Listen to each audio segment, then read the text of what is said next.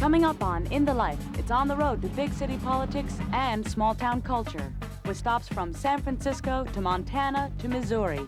Then it's on to New York for a look at summer films with director Miriam Maggenti and Patrick Stewart. All up next on In the Life, America's information line on gay and lesbian issues and culture.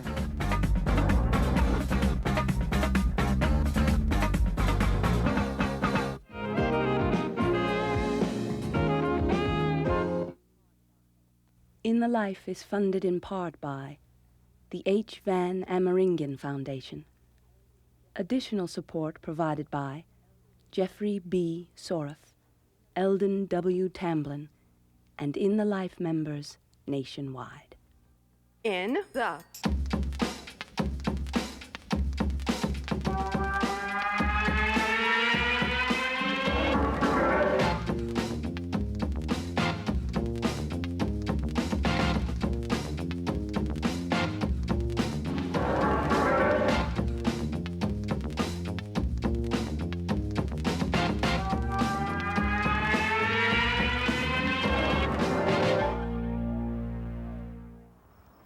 Welcome to Big Sky Country and the Gay Pride edition of In the Life. I'm Katherine Linton, and we begin our program in, of all places, Helena, Montana. Why? Well, on the 25th anniversary of the very first Pride celebrations, Helena is hosting its first Pride parade ever.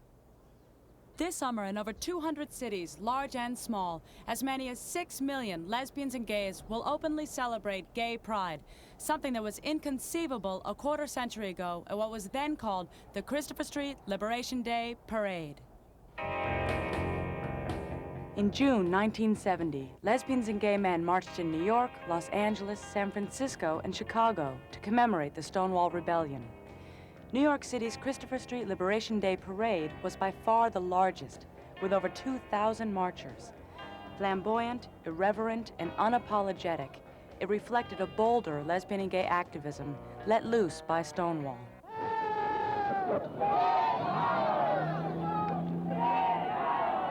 25 years later, we take you from New York to Montana, a state that is of particular interest, as earlier this year, the Montana Senate voted to equate homosexual acts with felonies like murder and rape. After a storm of protest, that provision was rescinded. But Montana still has a law on the books that declares any same-sex sexual contact illegal, theoretically including kissing.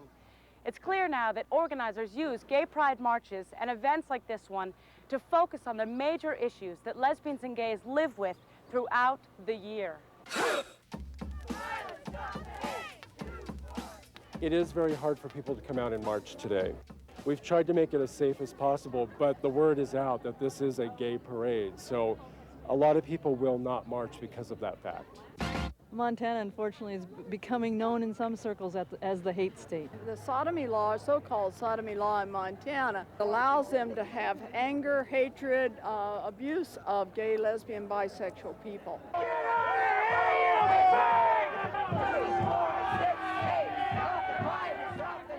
Montana is a big city with long streets, and we really honestly don't know each other. And this sort of celebration allows us to network and get together, meet, and know each other. in a rural area that often has maybe less than 1,000 people in the town or 10,000, we're talking small numbers, you often think you're the only gay or lesbian around.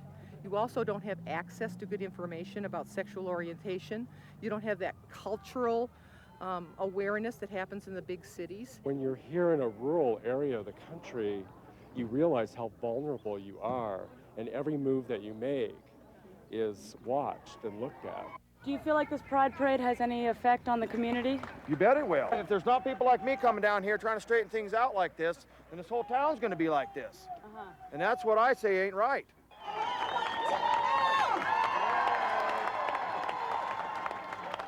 Happy Lesbian Gay Pride!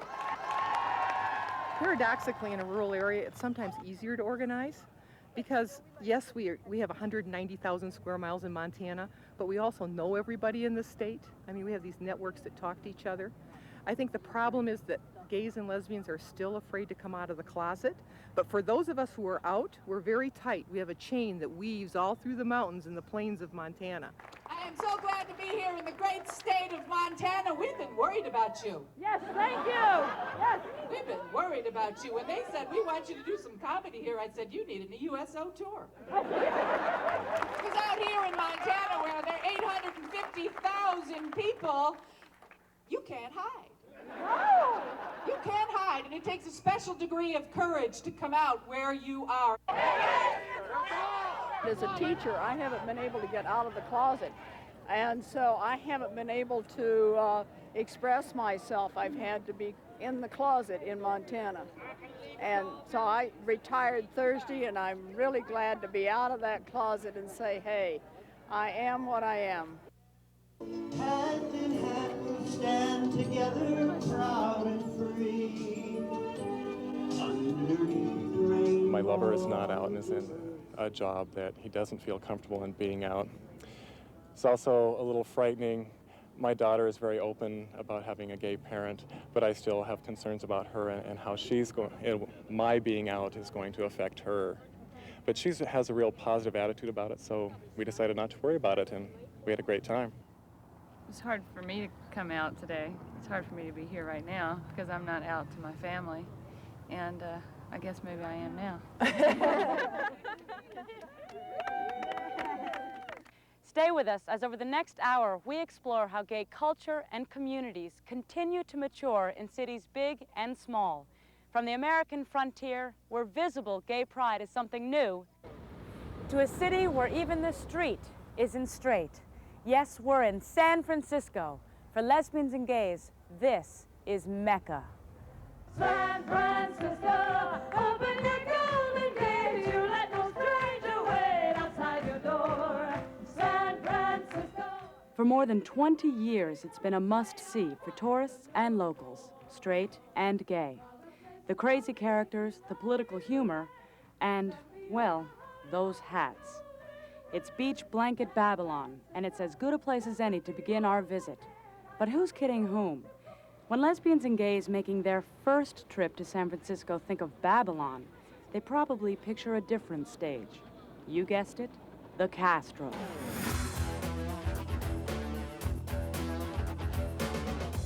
No, it's not quite what it used to be, but even today, the Castro remains a place where pride is a way of life, where gays can see and be seen, shop till they drop, meet and eat, then unwind or wind up with cocktail in hand, and barely have to walk a block. But like West Hollywood, like New York's Chelsea, Castro Street is not without its share of critics. For one thing, you'll see a lot more men here than women. So, where do lesbians find their cultural community? We discovered a vibrant lesbian scene in the city's Mission District. The feel is more funky, and the restaurants are better. The Mission is the city's oldest section and the home of the country's oldest gay and lesbian theater company. Now in its 17th season, Theater Rhinoceros' latest production is Beyond Baghdad, billed as a dykey musical about wayward women, devilish debs, and a butch with a badge. If you're going to San Francisco, be sure to wear some products in your hair. If you're looking for a symbol of this city's strength and survival in the face of AIDS, consider this. Theater Rhino has lost more than 100 core artists and actors to the disease. It remains a vital voice for the gay community. Meanwhile, upstairs, the next generation is finding its voice at Lunacy, a lesbian performance space with a 90s edge. It's unique in that we really give performers like women a chance to perform without a lot of experience. We teach them how to do a show and we get out of their way. And we don't censor what they're doing and we don't tell them what to perform. And that's why we have a lot of dykes performing here, because they can come and they can talk about anything that they want to. We had a performance called That Black Girl. It was like dance, spoken word, poetry, performance, talking about their experiences in the world as African American and by women. And it was really great. And at Lunacy, the audience provides a show of its own. We schedule a 10-minute intermission, and it goes on and on and on because people are like catching up with people or seeing someone that they haven't seen for a long time or cruising some hot babe in the audience who they've been distracted by during the show. So it goes on forever, and we're like, okay, ladies, back to your seats. We're going to start the show. We're here for a program. In addition to the clubs, the bars, the theater, and cabaret scene, San Francisco offers a rich variety of choral, dance, artist and professional groups, volunteer activities, where gays and lesbians can meet and get to know one another. One example, the gay Asian group Pacific Friends, which holds regular social events like this potluck supper. San Francisco's newspapers list dozens of events where lesbians and gays can connect away from the bar scene. There's even a new school offering non-credit courses in all aspects of gay history and culture. And then there's sports. Wrestle. The gay games were born here. Gene Dermody coaches the Golden Gate Wrestling Club. Now, these guys are beginners. They've been here about 2 months. We've always kept it a mix of competitive and novice. We can get the hot studs out of the woodwork come gay games here, but I think we do a better service by getting the guys out who have always been timid, afraid of high school sports, who never did it when they were younger for whatever reason. There's volleyball. Most of the people are in sort of some of the running or swimming, which are the two biggies.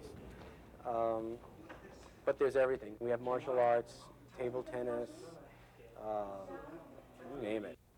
The sports are open to everyone, straight and gay. But only in San Francisco would you find a team called the Ultimate Queers, playing Frisbee in Golden Gate Park. We make friends and realize that there is an alternative to what is perceived as the regular gay scene in San Francisco. I mean, we have to get out of this ghetto mentality, and I think sports is one of the ways you do it. As we've seen, finding your community in San Francisco is easy. But what about in the nation's heartland? How do lesbians and gays connect in towns where the support network may not be so visible? Well, you may be surprised to discover that it's not as hard as you might think. Next stop, Milwaukee. Give us any chance, we'll take it. Give us any rule, we'll break it. We're gonna make your dreams come true. Doing it our way.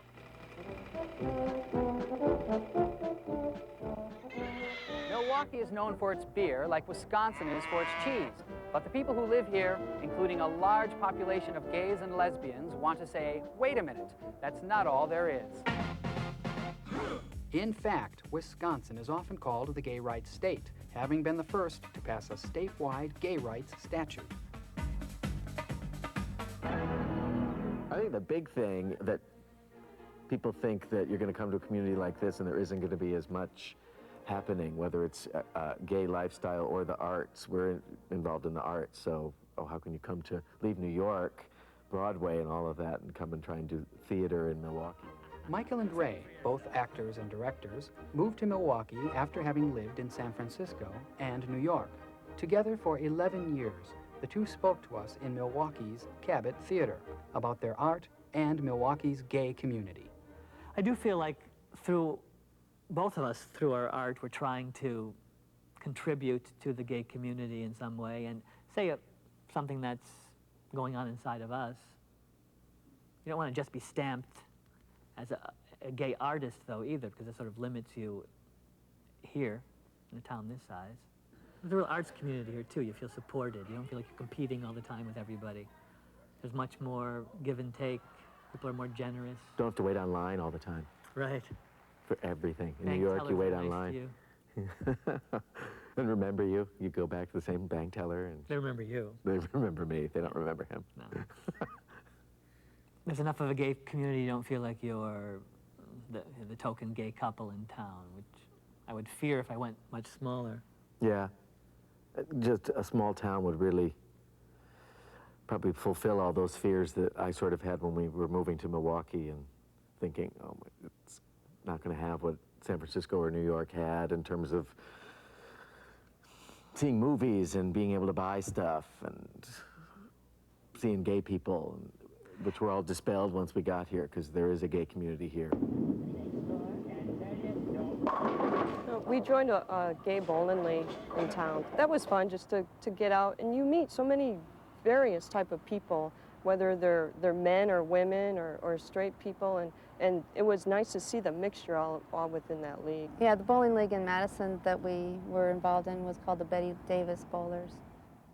Jessica and Christy found their community in southeastern Wisconsin with the help of LAM, the Lesbian Alliance of Metro Milwaukee. Well, we joined the LAM Education Fund to get more in touch with the different lesbian activities that are going on in town. We're playing on the Friday night softball leagues, and that's mostly lesbians.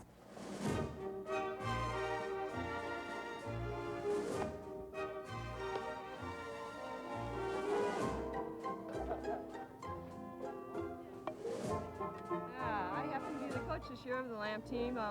We happen to join LAM to get to know people, to meet people outside of the norm, I guess, in the gay lifestyle of the bars. We completely separate home and bar. When we're here, she's the coach, and that's it. You don't get any special treatment? No. Friday nights in Milwaukee, lesbians should be at Wickfield. This is the place to be. I love softball.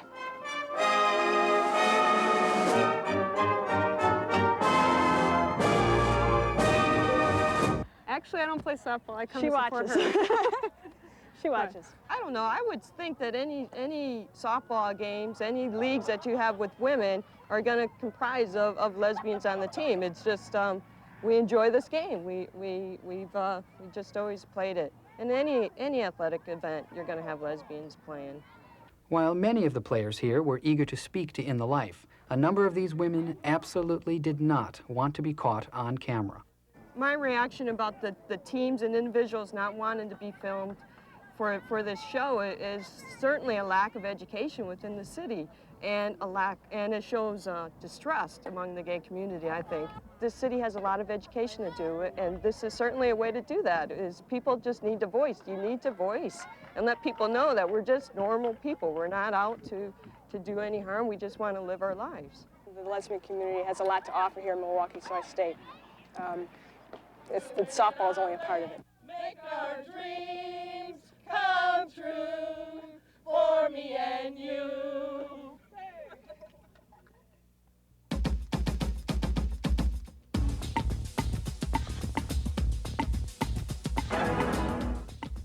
I knew I wanted to write something about being gay, and I was really led to it. You know, when I made the decision to do it, there wasn't any, oh, what about my career? Oh, this, oh, that, oh, that. It was just, this is something I'm supposed to do. And he did. Dan Butler, playing some 14 different characters, tries to capture the panorama of America's gay community in his one-man show, The Only Thing Worse You Could Have Told Me. I'm gay. I'm gay. I'm gay. Gay. What does that mean? I don't know what it means. Maybe it doesn't mean anything, that I'm attracted to men. It's just sexual. Or is it more? Is it cultural, spiritual, karmic? Some balancing out from a past life? See, I don't think I had a choice in the matter. On NBC's hit comedy Fraser, Butler plays Bulldog Briscoe, who is anything but gay. I owe you, Bulldog. I owe you big. He's manically straight. He's manically heterosexual. He just sort of gets the scent. And When we first started working together, I never thought it would turn out like this. Did you? All along. everyone really supported me doing the play. All the writers, the producers, most of the cast members came. In the play, Butler recalls an early boyfriend from his years in Indiana. And we couldn't show how we felt about each other in public without everyone having a cow or something. So we wait till after midnight, and we go out on the golf course, and we just walk around for hours, holding hands, talking. It was great, man. But Bobby's right. You know, it's always going to be such a big thing. When people are around, you always got to think about it. It's hard to be natural. You know, I like you. I like how I'm feeling. I want to touch you. I want to hold your hand. Indiana, you know, you don't have any role models. Everyone, it came to a point where you're supposed to have a girlfriend. I go, okay. I was still attracted to men. I didn't know what, you know, I saw people like, you know, watch Robert Conrad in the Wild Wild West, or you know, or watch championship wrestling or something like that, and you go,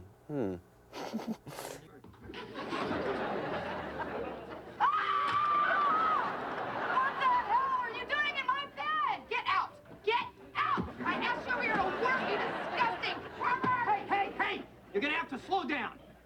I'm getting some mixed signals here. Someone was telling me his parents were watching Fraser and, you know, found out I was gay, and they're going, he's gay?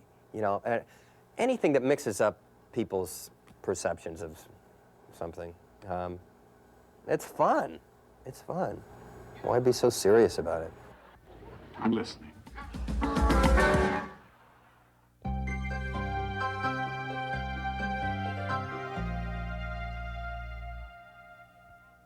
What's the most talked about movie in the Castro? It's a film about a young man who feels alienated by his family, his culture, his society. Does that sound like the latest in queer cinema? Nope. It's James Dean in Rebel Without a Cause. This theater is a Castro landmark, showing both classic and independent films year-round. The Castro Theater is also home to many of the features shown during San Francisco's International Lesbian and Gay Film Festival. Correspondent Chris Montgomery is a preview of two films that played in this year's festival. One, a small-town romantic comedy. The other, showing the darker side of life in the big city.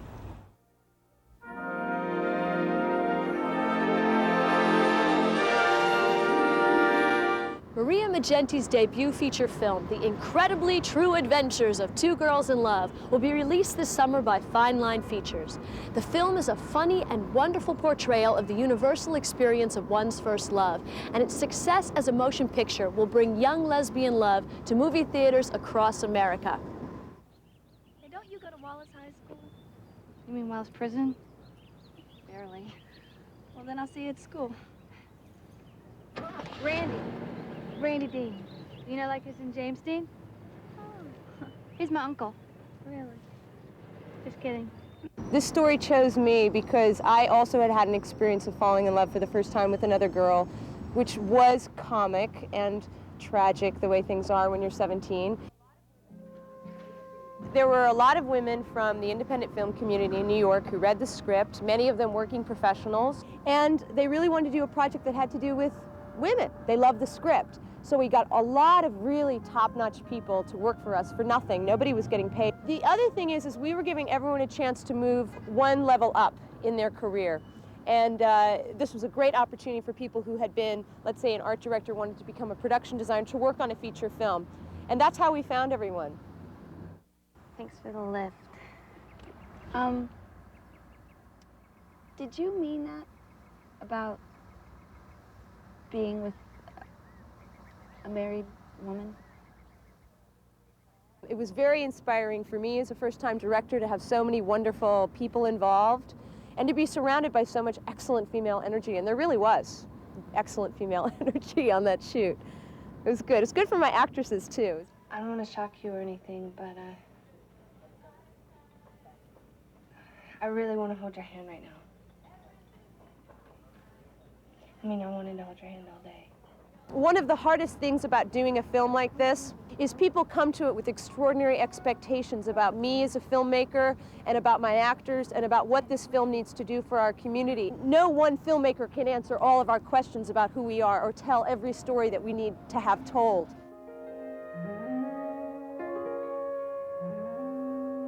This little film, which was made for very little money by a bunch of people for whom it was a complete labor of love, will indeed be across this country. I'm thrilled by that. I'm thrilled that it would be a picture for both young gay men and lesbians who desperately need to see possible romantic images about their lives.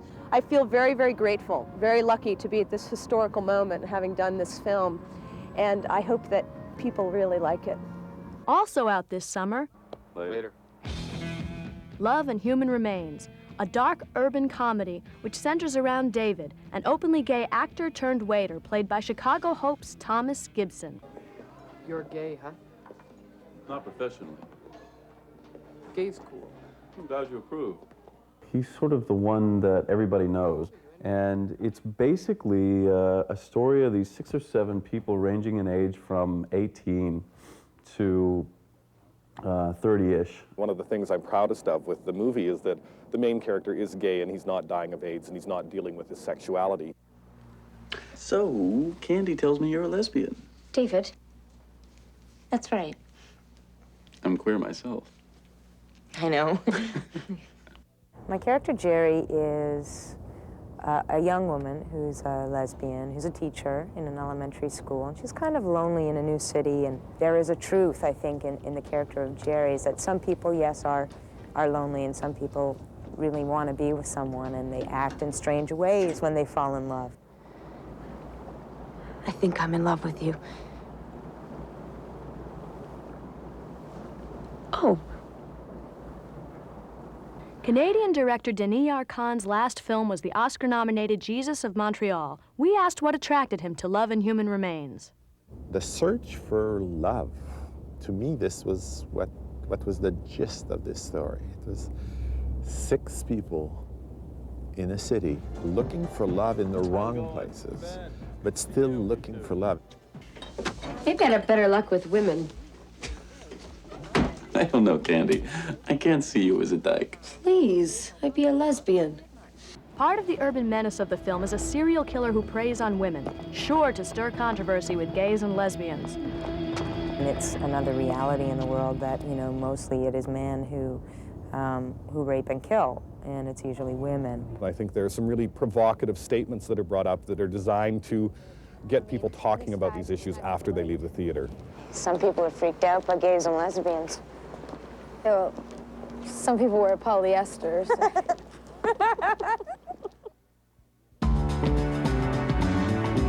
Hello, I'm Patrick Stewart, and you are watching In the Life. Still to come on this edition of In the Life, we'll take a look at 2 other movies headed our way this summer. Black Is, Black Ain't, a film begun by Marlon Riggs and completed by his colleagues after his death last year from AIDS. And then Jeffrey, a humorous look at gay love in the midst of the AIDS crisis, based on Paul Rudnick's award-winning off-Broadway play. We're further down Castro Street now, in front of a building that has a lot of history, 575 Castro, where back in the 1970s, Harvey Milk opened his storefront camera shop. From here, he began to build his political base, eventually becoming San Francisco's first openly gay supervisor. This city has a rich history of progressive politics and activism. In 1995, lesbians and gays hold office throughout City Hall. One is even running for mayor. 10th Street for 1 moment. We're trying to ascertain what is happening. November 27th, 1978. If you were living in San Francisco, this is the moment you'll never forget. Both Mayor Moscone and Supervisor Harvey Milk have been shot and killed. The assassination robbed the city's gay community of its new hero. Harvey Milk was not the first gay person to seek citywide office, just the first to win. As far back as the early 60s, Jose Soria ran for the board and ran badly. San Francisco wasn't ready to elect a supervisor who performed in drag at a bohemian bar called the Black Cat. What really counts, does a person care? Milk's victory came after 3 defeats and a switch in the city to district elections. His district included the Castro, but Milk needed more than gay support to win, and he got it. He did connect to the straight, in those days, hippie community, and seniors, and the Chinese, who were also disenfranchised at that time, and this attributed to his victory. The victory was short-lived. Harvey Milk served in office just 11 months. Today, San Francisco elects its 11 supervisors citywide. 3 are openly lesbian or gay. Tom Ammiano, like Milk, a New York native with Jewish-Italian neighborhood roots, Carole Migden, a former state health commissioner, and Susan Leal, the first Latina on the board, and point person for President Clinton's June meeting with gay and lesbian elected officials. In San Francisco, the gay vote counts. There's some people who aren't happy about it, but their votes probably that wouldn't be forthcoming anyway. And certainly to be lesbian or gay does guarantee usually a formidable voting block of strength, but it doesn't necessarily alienate or chase away other potential voters. But that still doesn't mean there are a great deal of misconceptions. There's a backlash, the Queens call it a back eyelash, that we're taking over, that kind of thing that happens whenever people who have been traditionally oppressed start to make their presence felt. So there's still a lot of work to do. and one office yet to win. Candidate for mayor for the city of San Francisco is Roberta Achtenberg. Roberta Achtenberg was on the Board of Supervisors 2 years ago when President Clinton tapped her to become the nation's chief fair housing officer. Thank you, Mr. Secretary. And its highest-ranking openly gay official. But Senate confirmation did not come without a fight. Sure was a private life when she was hugging and kissing in that homosexual parade a year ago in San Francisco. Conservative Jesse Helms called her pushy, mean, Sister Achtenberg, and that damn lesbian. I thought he didn't know me. But what I did see was every ignorant, horrible stereotype that's ever been heaped upon a gay or lesbian person, all put together in a string. It made me angry but determined to disprove the myth. In doing so, Achtenberg was following not only in the footsteps of Harvey Milk, but also of the woman she calls her favorite role model, Virginia Apuzzo, the charismatic former head of the National Gay and Lesbian Task Force. Now, having won on the national stage, Achtenberg is returning home. Having seen what other cities were doing, I thought I would be willing to try to bring some innovation, to bring some vision, to bring some honesty and some reform to our city government, because that's what I think it needs. But Achtenberg cannot take the gay vote for granted. The incumbent mayor, Frank Jordan, has won many gay businessmen to his side. Another woman in the race, Supervisor Angela Aliotto, has a good record on gay rights, as does the latest candidate to make it official, California Assembly Speaker Willie Brown, whose power, connections, and fundraising skills are legendary. 2 gay and lesbian political action committees are contributing to Achtenberg's campaign, but the alliance may give money to Brown as well. The gay press is split. Perhaps no one personifies this confusion more than Supervisor Migden, who briefly explored a bid of her own for mayor, then reportedly urged Brown into the race before Achtenberg jumped in. Well, awkwardness is often the nature of politics, and there's a degree of having to work a process through, and there will be some strong candidacies here and some strong candidates, and we wish them well. Whatever happens, I think it's still a good thing, because it's going to address a lot of that little bit of homophobia we talked about that's instilled in San Francisco. How real is it, and can it withstand this? I think so. Still, the mere fact that a lesbian can run openly for the mayor of San Francisco offers lesbians and gays in other cities hope. And if anything can be said to be Harvey Milk's legacy, it is that. It's not about personal gain, not about ego, not about power. It's about giving those young people out there in the Altoona, Pennsylvanias, hope. You gotta give them hope. From San Francisco, I'm Hal German for In the Life. Obviously, San Francisco's gay political scene is complicated, to say the least. You might expect it to be even more difficult to be an openly gay politician running for mayor in a city that's less gay-friendly than San Francisco.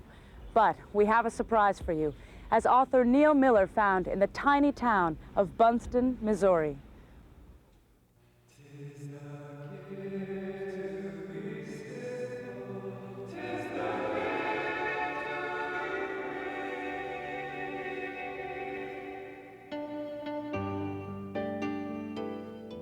I grew up in Cooper County, pretty much. I come here when I was 6, been here the rest of my life, never left except for Vietnam. I would describe Bunston as a very small farming community in the center, the heart of Missouri.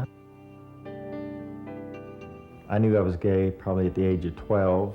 Well, it was pretty rough because everybody was very closeted about it, and I thought I was the only one, so. I met Larry through the Advocate. I put an ad in the Advocate, and we met on Labor Day weekend, and I knew right then I was in love, and I wanted him with me the rest of my life, so he moved in a month later, and we've been together 22 years. Everywhere we went, we were together. We never kissed in public or held hands, but we were together all the time, and people just accepted him. I'm sure there's people that definitely would disapprove of my lifestyle, but as a whole, they know me and accept me for who I am. and what I've done for the community. I ran for mayor in the beginning because there was things in this town that weren't getting done. I wanted senior housing, I wanted a good fire department. I'm in my 8th term now, which is over 15 years of mayorship in the community here. I have to work elsewhere for a living. Bunston pays me $3 a year as mayor. When I get 20 years in, I think that's enough, which would be 10 terms. I think somebody else should do it for a while then. You're known as the mayor with his hand out. Is that true? I think down in Jeff City, they refer to me as the mayor with his hand out because I'm always down there for grants and any monies that are available. So, as a small town with a lot of minorities and low income and elderly, we qualify. So I pursue it. Right. The first thing I applied for was a housing rehab grant on the south side of $268,000. Then we applied for another well. I got $58,000 for that, and I got $10,000 for a park, $350,000 for a sewer and lagoon system, and the latest is another housing rehab on the north side of town of $211,000, which puts it over $1 million. The caboose has been my latest project. Since our town was founded on the railroad was actually here before the town, I thought that would be an important piece of history to have, so I pursued that, and Union Pacific saw fit to donate us a caboose, and we've got it painted, and we're working now to finish the inside and make a museum out of it. I don't see myself as a role model at all, but I think the gay community does see me that way. They think I'm important. I don't. I think I'm just a human being like everybody else and trying to do what's right for my community. I do things totally different, I'm sure, than most in the gay community. I believe that you can kill people with kindness. I would like to see the gay community reach out and build a bridge between themselves and the straight community, because we all have to be together. We have to live together, we have to work together, and we have to form a community together.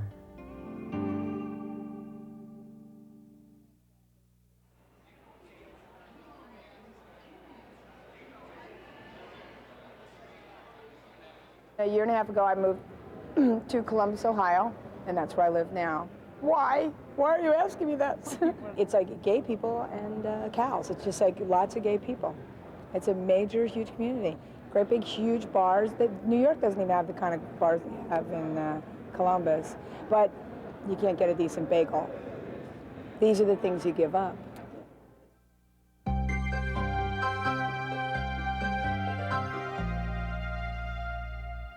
"14 years into the epidemic, the days are long gone when AIDS was considered just an urban problem. Still, if any city has been hardest hit, it is San Francisco, where 14,000 people have died from AIDS. The quilt began here and continues to grow. Each week, at least 50 new memorials arrive at the Names Project. It is a city whose people live daily with the effects of the disease. Our week in San Francisco saw the opening of this new multi-service HIV/AIDS facility in the Castro, a first for that neighborhood, and ended with an event that shows how AIDS has brought all San Franciscans, straight and gay, together. This is the start of California AIDS Ride 2, as over 1,700 cyclists begin a 7-day trek from San Francisco to Los Angeles to raise an astounding $5 million for two of California's largest AIDS organizations. We've always had a wide base of people here who have real humanity and compassion and tolerance. We have a terrific gay community, of course, but there are an awful lot of straight people here who have been tremendously supportive throughout the epidemic. I don't know, I really wish I knew what made the city so special in that regard. It's always been that way. All right, let's go! Each rider raised more than $2,000 in order to join the 75-mile-a-day ride to LA, supported by a small army of mechanics, masseurs, and medical staff, not to mention 2.5 tons of pasta. The way that San Francisco has responded to the AIDS crisis is truly remarkable. Happily, that community spirit can be found in more and more cities and towns all across America. We take you next to southern Vermont to see how one small town has pulled together to help and to heal.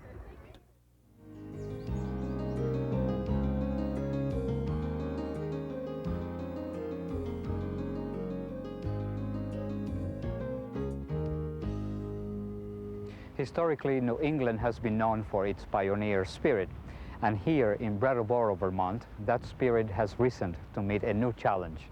The Brattleboro Area AIDS Project was formed in 1987 by a coalition of volunteers, many of whom had been personally affected by the growing epidemic, to provide assistance and promote public awareness about AIDS in this small community in southern Vermont.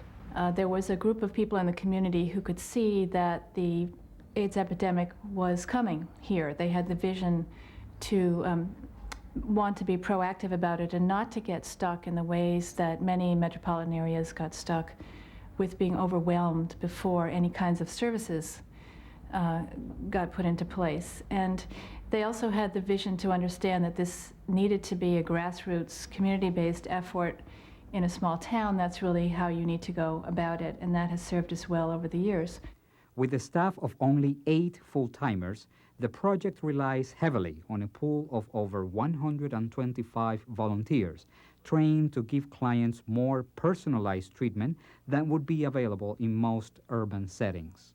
I was interested in the project primarily because I felt as though there was more that I could do as a person and to help out with the epidemic in my community. One of the things that I've done is to hold education classes in my home for my neighbors and my children as well, to learn more about the virus, how to protect themselves. And the children also marched with me last year during the Caring Walk and found that very inspiring and uplifting. Many people who are HIV positive often choose to leave larger cities for a simplified, more personal environment near family or friends. Well, in Boston, I stayed mostly to myself because I didn't feel like well accepted down there by a lot of people. But moving to Brattleboro, I know a lot of people have been very accepted up here. I've been accepted by people who really I didn't think would accept me in the first place. And they seem very supportive of my lifestyle. I think this is a shock to a lot of people. They think rural Vermont, you know, Brattleboro, quaint little town, it's not going to happen here. And it's definitely happening here. There's a lot of isolation, and they don't want to tell anyone, and they don't want to be public. And it's understandable why they don't want to be public, because when they are, they get harassed, they get called names. We run into comments from people out in the community that really shock us still from time to time, such as, you know, why don't you just take everybody with HIV and put them in a concentration camp in Arizona? Wouldn't that be a good idea? And this is someone who's a select person in one of the local towns who actually is connected to healthcare provision. And so in terms of the attitudes of the people out there towards us and the attitudes of people around HIV, there's a lot of work to be done. We recently had an HIV patient and his partner in the hospital together, and they died within 10 days of each other. And there was a tremendous amount of support amongst the staff at all levels, nursing staff, housekeeping. Every department of the hospital rallied around these two men to provide them wonderful, loving, caring support. I believe that's changed in these last 5 years. I don't think that would have happened 5 years ago.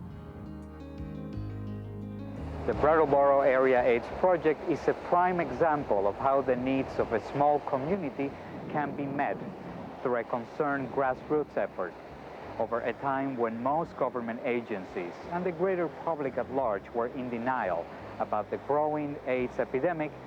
The success of the Brattleboro Area AIDS Project is a testament to the foresight and collective energy of this pioneer community.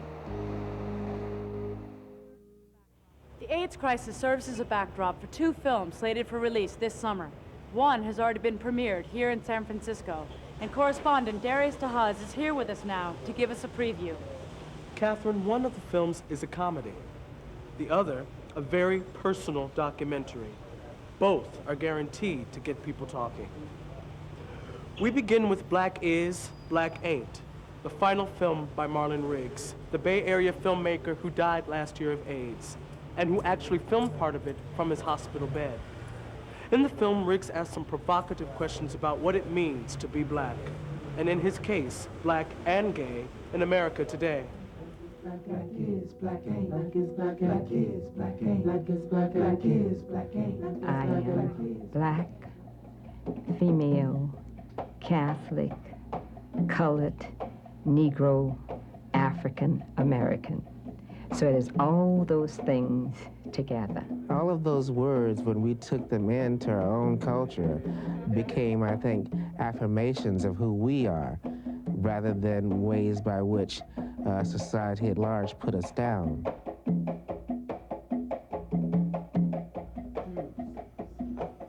Dr. Watnabe, 5546, Dr. Carole Migden, 5546. AIDS is central to the catalyst that's pushing me to deal with identity and the global perspective. The connection between AIDS and black folks and black folks' identity is metaphoric. Both of them are a struggle against the odds in the face of adversity, in the face of possible extinction. Many people would say that I'm not a member of the black community. In fact, many of the people who are viewing this would say, she says she's a lesbian? Oh no, that doesn't cut it. But the thing is, I know I'm a part of the black community in every single way that is important. It's obvious because of our sexuality. We've been treated as outcasts. To be gay or to be lesbian is not to be black. To be black is to be heterosexual. This idea that somehow my blackness is diminished because I love a man, it's purely out of that sense that black men have been chatteled, black men have been lynched, black men have been shot, beaten, brutalized by the police, the government every which way, etc. So that some people view black homosexuality as the final break in masculinity and don't see the love, don't see the empowerment, don't see the care and the sharing, don't see the contributions. A gay man organized the 1963 March in Washington by Ed Rustin. Could he come out at that time? No. What happened to him after that singular event? He was drummed out of the civil rights movement by black preachers who didn't want to be associated with anybody homosexual. And yet, what brought them to that march wouldn't have happened without them.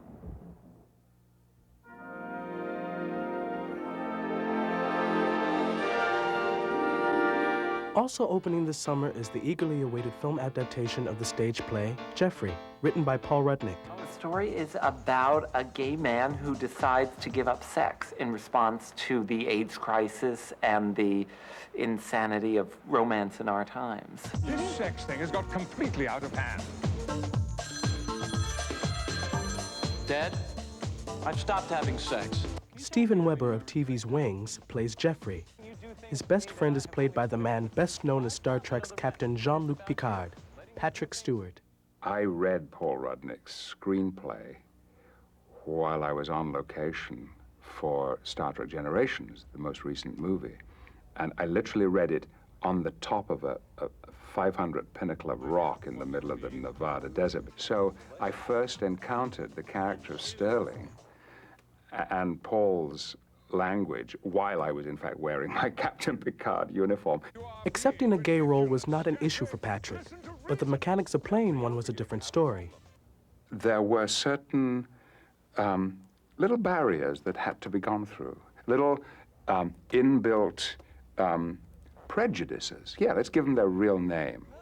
I do remember something absolutely charming happening on the first day. Steven Weber, who is a wonderful actor and a terrific person, at one point, very soon after we'd all met, he suddenly grabbed Michael Weiss and kissed him on the mouth and said, "There, that's it, I've done it, we've got it out of the way. Now that we can get on with the rest of the work." And so this was the great obstacle that we all had to get over. I mean, Jeffrey, it's just sex. See Jeffrey and have a wonderfully entertaining time. Oh, look, a wholesome gay couple. See Jeffrey and learn something about people in our society whose lives may not be that familiar or that customary or might seem a little frightening or threatening. But also, I think, have your eyes and heart opened about the courage of many individuals in our society today. which often gets overlooked.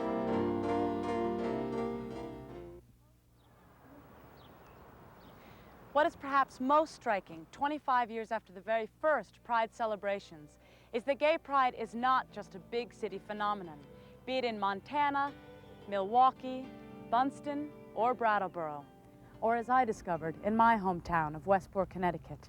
When I was growing up, Westport, like many suburban communities, was not only pretty, but pretty conservative. In many ways, it still is.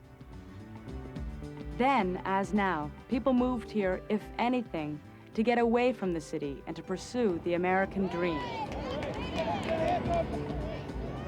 A two-car garage, good schools, a safe environment to raise a family.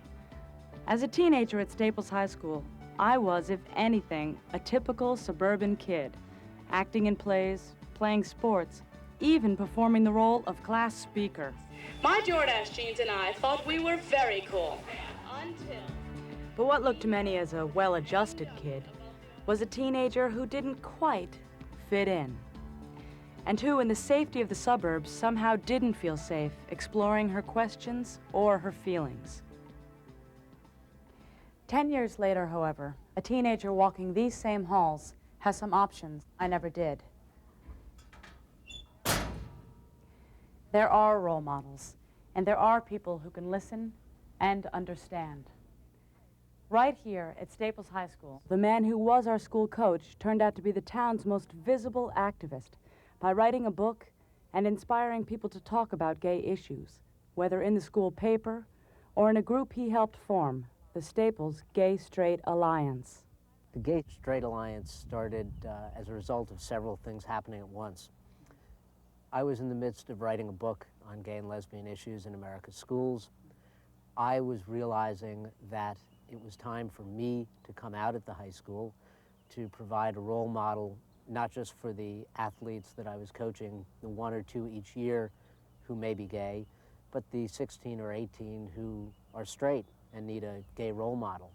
Dan Woog, right over here, made a wonderful speech in the library right over there, and I think there were 4 of us or 5 of us that thought it was the most incredible thing, and in his speech he mentioned some other schools that had gay-straight alliances, and we're like, we want one. How have your parents reacted and other students? Has anyone experienced any negative reactions? I am a parent, and my daughter heard about the group when it started, and we came, I feel very good being connected with the group, and I like telling people in the community that I work with the Staples Gay-Straight Alliance.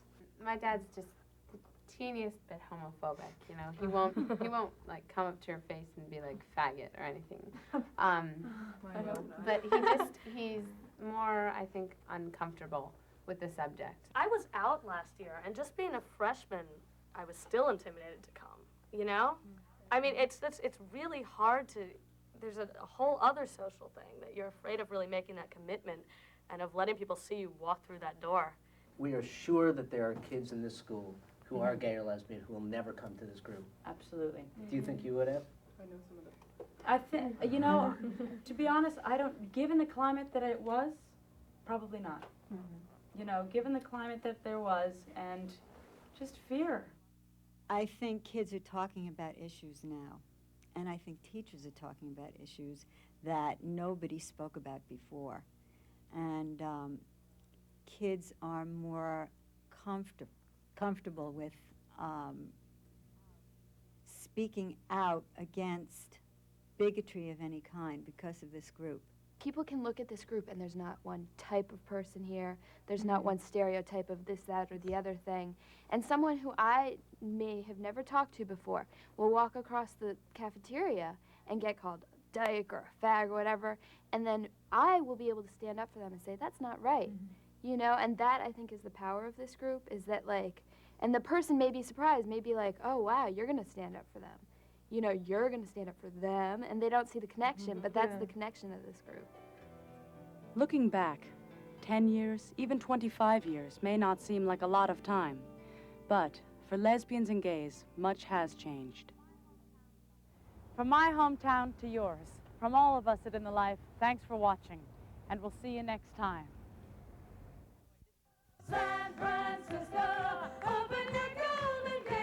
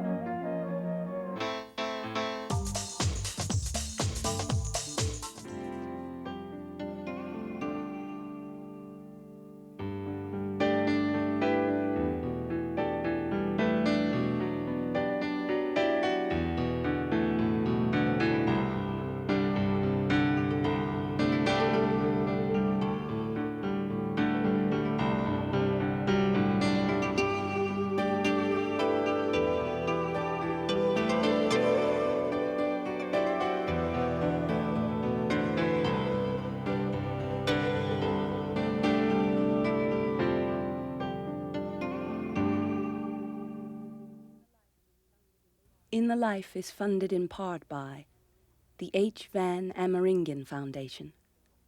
Additional support provided by Jeffrey B. Soroff, Eldon W. Tamblin, and In the Life members nationwide.